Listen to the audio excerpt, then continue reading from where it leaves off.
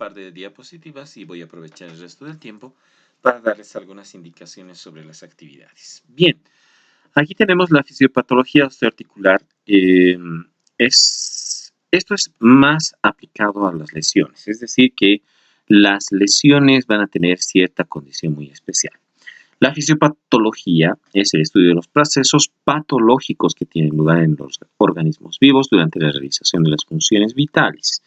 ¿Qué quiere decir? Que es simplemente el estudio de la enfermedad, cómo ocurre, cuáles son los mecanismos de lesión que están provocando la lesión, bueno, redundando un poco, y que cómo se producen en las diferentes funciones vitales.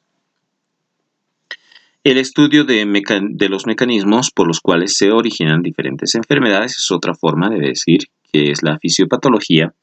Esto es muy importante porque en algún momento, tal vez para el trabajo final en el que les había mencionado ya, ustedes deben hacer un video y deben hacer una presentación también de un tema en especial. Y una parte de ese tema va a ser encontrar la fisiopatología de cada una de las patologías que les voy a ir asignando, ¿no?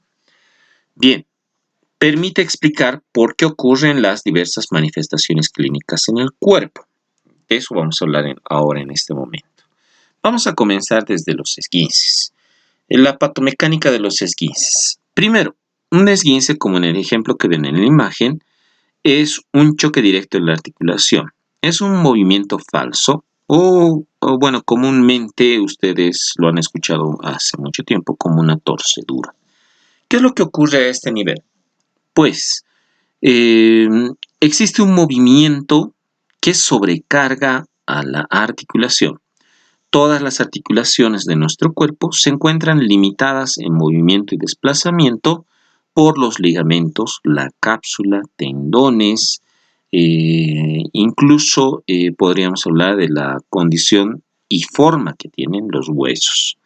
En este caso, en el tobillo que ven en la imagen, el tobillo va a estar reforzado, la articulación del tobillo, que incluye al peroné, en la parte interna obviamente la tibia, y en la parte externa, en el malleolo externo, pues parte del peroné.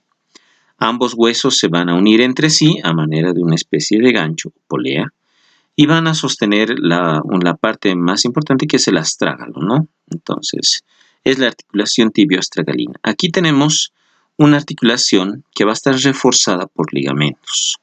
En este caso, en la parte externa del tobillo, es decir, en la parte que está relacionada al hueso del peroné, vamos a encontrar tres ligamentos importantes, que son el ligamento peroneo-astragalino anterior, el ligamento peroneo-astragalino posterior, y por detrás, por ejemplo, el ligamento peroneo calcáneo. Bueno, son tres ligamentos que refuerzan esta articulación. Por la parte interna vamos a encontrar dos ligamentos, ¿no? Un ligamento, bueno, en forma de abanico.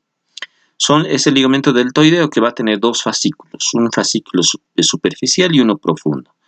Bueno, estos ligamentos son los que sostienen la articulación con el apoyo de tendones, como los tendones de los peroneos, como tendones también del tibial anterior. Entonces, es una articulación totalmente reforzada. ¿Para qué? Para evitar desplazamientos y permitir la buena descarga de peso sobre los miembros inferiores, sobre el pie. Pero aquí, cuando hacemos un movimiento en falso, como por ejemplo pisar una piedra, ahí imagínense que ese pie está pisando una piedra y desplaza el movimiento en dirección en dirección hacia adentro, mostrando la planta del pie hacia adentro, que es un movimiento de inversión. Al realizar este movimiento, pues es un movimiento exagerado de la articulación. Aquí los someten a mucha fuerza mecánica a estos ligamentos. Pues en algún momento, al ser tan fuerte, tan repentina, al ser un choque grave de este ligamento, pues comienza a romperse, comienza a lesionarse o mínimamente a distenderse. Entonces, esto es lo que ocurre a nivel de un esguince.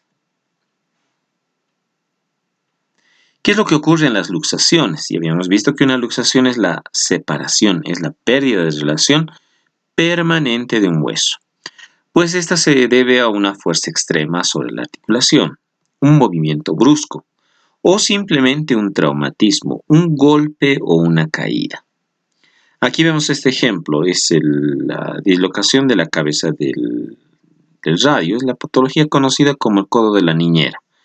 Es cuando se tracciona a un niño con fuerza, elevándolo y forzando un movimiento de rotación, es decir, de pronación, y vamos a provocar en el niño una fuerza extrema en pronación, lo que va a provocar un desplazamiento y separación de la cabeza del radio.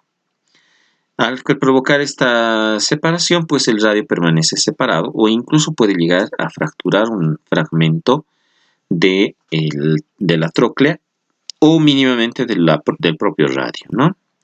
Lo que ocurre en una luxación es que hay una fuerza demasiado intensa que provoca el desplazamiento de la articulación. Pero esta fuerza ha provocado tal desplazamiento que la articulación ya no retorna a su condición normal. Permanece deforme.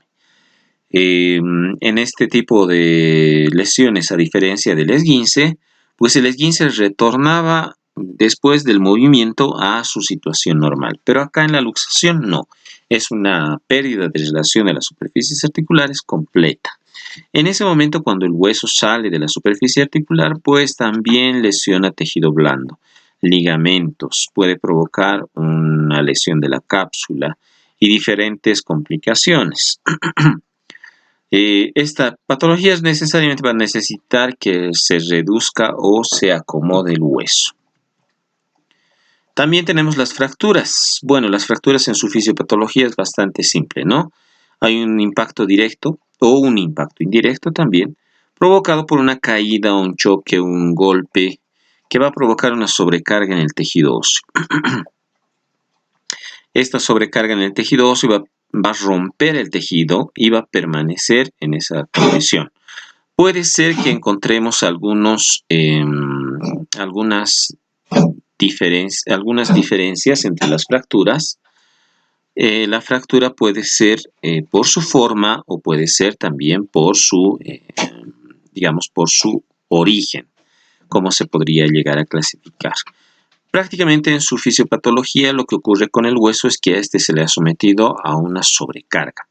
El hueso tiene la función principal de ser un sostén, de ser un soporte de la fuerza biomecánica en el movimiento. Pero cuando sobrecargan esta función, pues el hueso termina de romperse al someterlo a demasiada fuerza. Bien, con eso hemos terminado la lección de hoy. Y voy a aprovechar este tiempito que todavía tenemos para el video. Revisen por favor la parte de actividades que estoy dejando en la plataforma.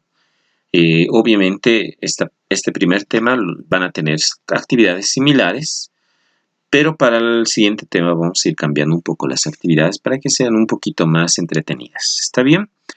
Bien chicos, nos vemos entonces en la próxima clase. Por favor revisen bien los videos y utilicen esta información para poder realizar sus actividades como los mapas mentales. Bueno, cuídense, nos vemos hasta la próxima.